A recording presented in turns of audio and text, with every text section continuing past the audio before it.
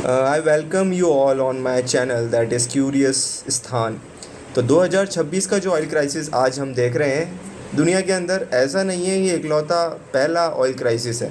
इससे पहले भी दुनिया ने बहुत सारे ऑयल क्राइसिस देखे हैं, पर आज के शॉर्ट लेक्चर के अंदर मैं आपसे सबसे इम्पॉर्टेंट ऑयल क्राइसिस की बात करूंगा जो 1973 के अंदर देखा गया,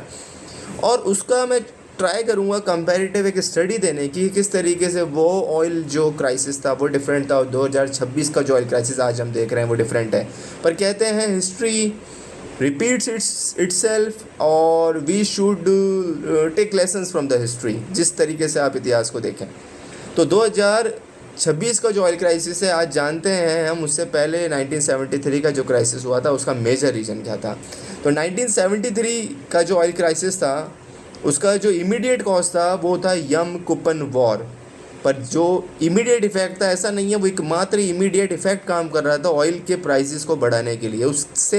उसके अलावा भी एक बहुत बड़ा रीज़न हुआ करता था जिस वजह से ऑयल प्राइसेस 1973 के अंदर इंक्रीज़ हुए। तो 1955 के अंदर कोल्ड वॉर एरा था, शीत युद्ध का एक समय चल रहा था। 1955 से लेकर 1975 तक अमेरिका ने वियतनाम के ऊपर वॉर डिक्लेयर किया और वहाँ की जो साम्यवादी सरकार थी, कम्युनिस्ट गवर्नमेंट थी, उसको उखाड़ने के लिए अपने सोल्जर्स को वियतनाम के अंदर उतारा। No doubt it was a failure on the part of the America, but America has lost its all the resources in the defense production, in the defense expenditure at that time. In 1971, basically, American president was Nixon at that time, so he came out with the Nixon shock. अभी Nixon shock है, इसका major reason क्या था तो आप देखेंगे 1945 के अंदर ब्रिटेन वुड सिस्टम क्रिएट किया गया वेस्ट के द्वारा, स्पेशली यूएसए, ब्रिटेन, इन सब ने एक सिस्टम क्रिएट करा जिसका नाम रखा गया ब्रिटेन वुड सिस्टम। इसका मेन पर्पस था अमेरिका का जो डॉलर था उसकी हेगेमनी को पूरी दुनिया के अंदर पूरी दुनिया के अंदर उसको लागू करना। पर 1969 1970 के अंदर क्योंकि दुनिया के जितने भी देश थे उनको रियलाइज़ हो गया कि डॉलर के बदले अमेरिका हमको गोल्ड देगा, पर सभी दुनिया के देश 1969-70 के अंदर अमेरिका के पास जाने लगे और बोले कि हम आपको डॉलर दे रहे हैं और आप हमको गोल्ड दे दो। पर अमेरिका के पास उस टाइम पे इतना गोल्ड नहीं था एट द ग्राउंड लेवल, और बहुत सारे डॉलर की जो प्रिंटिंग थी अमेरिका ने उस टाइम पे एक अफवाह उड़ी कि डॉलर की जो प्रिंटिंग है वो ये बहुत एक्सेसिव में हो चुकी है। तो क्योंकि अमेरिका के पास इतना डॉलर नहीं था पूरी दुनिया के देशों को देने के लिए, और वो जो सिस्टम मैंने बात करी वो 1945 का ब्रिटेन वुड सिस्टम था कि दुनिया के देशों के पास जिसके पास भी डॉलर है वो अमेरिका के पास आएंगे और अमेरिका उसके बिहाफ पे सबको गोल्ड दे देगा। पर 1969-70 के अंदर हमने देखा सब देश अमेरिका के पास पहुंच गए क्योंकि अनसर्टेनिटी थी और बोला कि हमको आप गोल्ड दीजिए। अमेरिका ने बोला मेरे पास गोल्ड नहीं है, और 1971 के अंदर जो ब्रिटेन वुड सिस्टम था उस पर स्टे लगा दिया गया और उसका ही नाम जो आप पढ़ते हो फेमसली उसका नाम है निक्सन शॉक। तो एक जो रीज़न था 1973 के अंदर क्राइसिस था वो था ग्लोबल चेन सप्लाई डिसरप्शन और global financial system disruption. Second जो इमीडिएट रीज़न था वो है यम कूपन वॉर, क्योंकि मिडल ईस्ट के अंदर 1967 के अंदर एक 6 डे वॉर लड़ा गया जिसके अंदर इसराइल ने इजिप्ट पे और सीरिया पे अटैक करके उनके दोनों के जो एरिया थे सिनाई पेनिनसुला और गोलन हाइट्स वो अपने कब्जे में ले ली थी। 1973 के अंदर यहूदियों का या ज्यूज़ का एक होली फास्टिंग एक त्यौहार था और उसके अंदर सरप्राइज़ अटैक एक साथ इजिप्ट और सीरिया ने इसराइल पे कर दिया, और उस सरप्राइज़ अटैक का जो इफ़ेक्ट आया वो ये आया कि जो भी वेस्ट नेशन थे स्पेशली अमेरिका, कनाडा, इन्होंने इसराइल को सपोर्ट किया। और उस टाइम का जो ओपेक जो ग्रुप हुआ करता था उसने अपने जो ओपेक ग्रुप के अंदर बेसिकली मिडल ईस्ट कंट्री का डोमिनेंस हुआ करता था उस टाइम के अंदर, तो उन्होंने जो ग्लोबल ऑयल सप्लाई थी उसको 4 गुना कम कर दिया, और 4 गुना या 4 टाइम्स कम करने से क्या हुआ, ऑयल के प्राइसेस से उस टाइम पूरी दुनिया के अंदर एकदम से बढ़ गए। और उसका इफ़ेक्ट भारत पर भी देखा गया क्योंकि भारत के अंदर 1971 के अंदर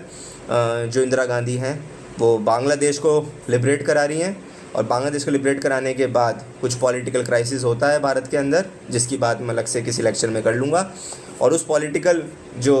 भारत के अंदर डिसरप्शन था उसका एक मेजर रीज़न ऑयल प्राइसेस भी देखा गया 1973 का जो था। ऑयल प्राइसेस के जो ऑयल प्राइस थे या ऑयल के जो दाम थे एकदम से बढ़ गए भारत के अंदर, और भारत के अंदर एकदम से इन्फ्लेशन आ गया। रुपये को भी उस टाइम डीवैल्यू किया गया, और पर वो डीवैल्यू सिस्टम काम नहीं करा, और 1975 के अंदर हमने देखा कि भारत के अंदर इमरजेंसी भी लगा दी गई। ऐसा नहीं है भारत ही उस टाइम इस 1973 के क्राइसिस से इफ़ेक्ट हुआ, बांग्लादेश एक फ्रेश नेशन के रूप में क्रिएट हुआ था, उसमें भी डिसरप्शन देखा गया और पॉलिटिकल क्राइसिस हुआ और वहाँ पे एसेसिनेशन हुए उनके वहाँ के लीडर्स के, और श्रीलंका के अंदर भी क्राइसिस देखने को मिला और नेपाल के अंदर भी क्राइसिस देखने को मिला। तो भारत और उसके आसपास के देशों के अंदर भी 1973 जो ऑयल क्राइसिस था उसका इफ़ेक्ट देखने को पूरी तरीके से मिला। पर ऐसा नहीं है ये 1973 का क्राइसिस ही एकमात्र एक ऑयल क्राइसिस था, इसके बाद भी और क्राइसिस हुए, जैसे कि 1979 का ईरान की क्रांति के साथ, ईरान के अंदर एक नई सरकार के आने के साथ उनका उस देश का भी आसपास की जो मिडिल ईस्ट के देश से उनके साथ कन्फ्लिक्ट हुआ और 1979 के अंदर हमने इराक और ईरान का वॉर देखा, जिस वजह से भी ऑयल डिसरप्शन देखा गया। और तीसरा जो डिसरप्शन है वो हम सब कई बार अपनी किताबों के अंदर पढ़ते हैं, जो है एलपीजी इरा। तो एलपीजी लिबरलाइजेशन, प्राइवेटाइजेशन, ग्लोबलाइजेशन इरा के आने के पीछे भी मिडिल ईस्ट क्राइसिस था, क्योंकि सद्दाम हुसैन ने कुवैत पर अटैक कर दिया था, उस वजह से भी जो ऑयल की सप्लाई चेन्स थी वो बिल्कुल इफ़ेक्ट हो चुके थे उस टाइम भी। तो 2026 का क्राइसिस है वो नो डाउट पिछले जो 3 क्राइसिस हैं, जो 1973, 79 या 1990s स्टार्टिंग के क्राइसिस है, उनसे बहुत अलग है, क्योंकि 3 जो क्राइसिस थे उसमें जो ऑयल था एकमात्र साधन हुआ करता था एनर्जी या ऊर्जा का, पर 2026 के अंदर ऑयल के साथ साथ और भी नए स्रोत या सोर्सेज देखे गए हैं, जैसे कि renewable energy, solar, wind, hydro energy, आपकी बायो एनर्जी, ये भी और एनर्जी के हमारे सिस्टम क्रिएट हो रहे हैं। और हमको पता है क्योंकि जो आपके एनवायरमेंटल जो कमिटमेंट्स है दुनिया के देशों ने दिए, वो धीरे धीरे ये जो ऑयल एक एनर्जी के रूप में जो यूज़ किया जा रहा है, उससे दुनिया के देश खुद को डाइवर्सिफाइड कर रहे हैं। भारत पहले मिडिल ईस्ट पे बहुत ज़्यादा डिपेंडेंट हुआ करता था, पर भारत ने भी अपने जो ऑयल जो डिपेंडेंसी है उसको डाइवर्सिफाइड कर दिया है और 2070 तक तो हम नेट ज़ीरो इमिशन की तरफ जा रहे हैं। इसका मतलब एक क्षेत्र पे भारत डिपेंड नहीं रहना चाहता, क्योंकि अगर उस क्षेत्र पे इंस्टेबिलिटी आती है तो उसका कहीं ना कहीं इफ़ेक्ट भारत की इकोनॉमी पर भी देखने को मिलता है, जैसा कि अभी हम देख रहे हैं। पर ये जो 2026 का या 2026 का जो शॉक हम देख रहे हैं या एनर्जी डिसरप्शन जो हम देख रहे हैं, ये उतना ज़्यादा डेप्थ में नहीं है जो पहले की 1990s में देखा गया, 1979 में देखा गया, जो 1973 में देखा गया, thanks to the latest form of energy that India is basically dependent on. So long terms के लिए हमको अगर ये मिडल ईस्ट के अंदर जो क्राइसिस होता है उससे बचना है, तो हमारी एनर्जी जो डिपेंडेंस है या एनर्जी सिक्योरिटी है उसको डाइवर्सिफाइड करना पड़ेगा। Thank you so much.